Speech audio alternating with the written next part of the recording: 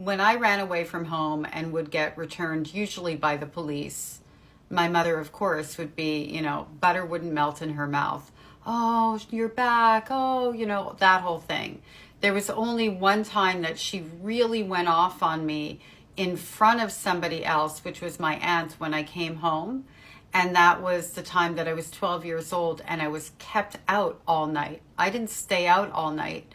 I was kept out and I was actually sexually assaulted through the night. And the man who was my grapist, I guess I'll say, I'm trying to be careful because of that stupid shadow thing they do here. The man that was my grapist dropped me off at my house.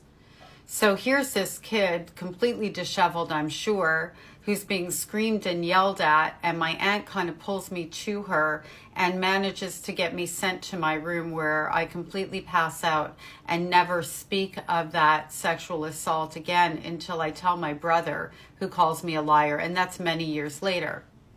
Normally what my mother would do when I was returned by the police would be the thing of, thank you for finding her. We were so worried about you. How could you do that? That whole thing. Sweet as pie.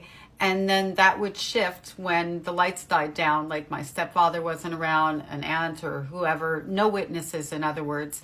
And it would become, yeah, keep running. Nobody's going to be looking for you. Nobody cares if you disappear. We're going to all forget about you. And so when I actually ended up living on the streets at 13, there were a couple of times where I thought for a millisecond to call home. And what stopped me was thinking that everybody was better off without me and that they had already forgotten me.